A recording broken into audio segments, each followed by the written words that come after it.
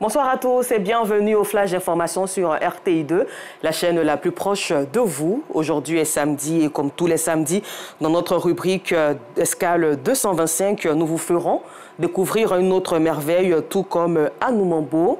Dans la commune de Makori, c'est un village célèbre de la Côte d'Ivoire.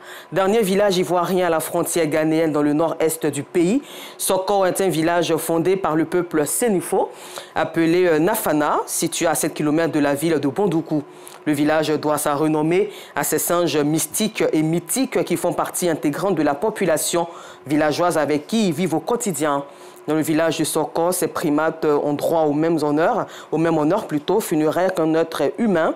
Il est aussi interdit de manger ces singes à cause de leur caractère sacré. Nous aurons plus d'explications ce soir avec Nour Sangaré.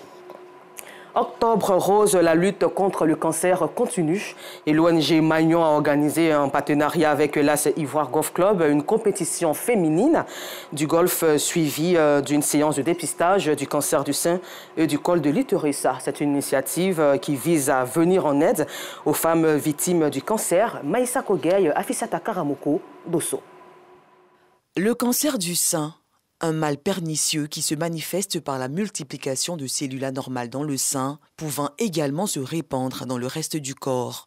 En Côte d'Ivoire, le cancer du sein est un véritable problème de santé publique, notamment au sein de la junte féminine. La maladie tue chaque année près de 1800 femmes sur plus de 3000 cas enregistrés selon des chiffres officiels. Pour lutter efficacement contre cette pathologie et contribuer à son éradication, l'ONG Magnon, en partenariat avec l'AS Ivoire Golf Club d'Abidjan, a initié une compétition féminine de golf pour soutenir et venir en aide aux femmes victimes du cancer du sein. On est dans le mois d'octobre rose, voilà, où nous avons une pensée pour toutes ces femmes-là qui luttent contre les différents types de cancers. À l'ASIGC, on est très fiers d'organiser cette compétition qui nous permet de récolter des fonds, des dons qu'on reverse à une association qui soutient les femmes et le dépistage et la lutte contre le cancer du sein. Une initiative soutenue par les golfeurs. J'ai décidé de soutenir ces femmes à ma manière parce que le cancer du sein, c'est une affaire de tous. Donc je participe de manière active à ces événements, que ce soit au niveau du travail, que ce soit ces genres d'initiatives au niveau de l'Ivoire Golf Club.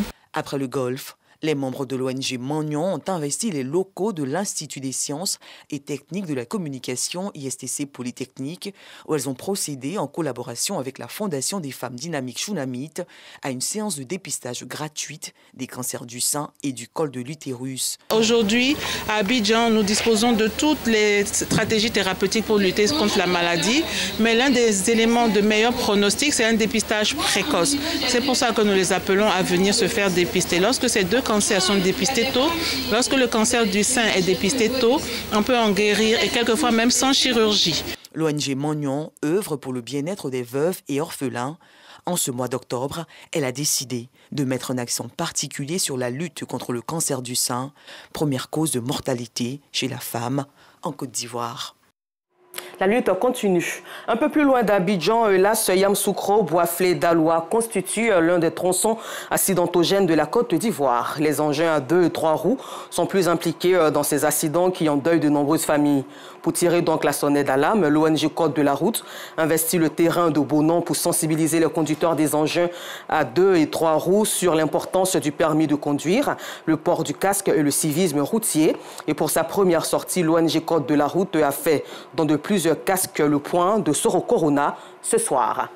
Et puis nous terminons en Somalie. 2 voitures piégées ont explosé ce samedi 29 octobre à Mogadiscio devant le ministère de l'Éducation, faisant au moins 9 morts et endommageant plusieurs bâtiments. Rendez-vous tout de suite sur RTI2 pour le point de l'information.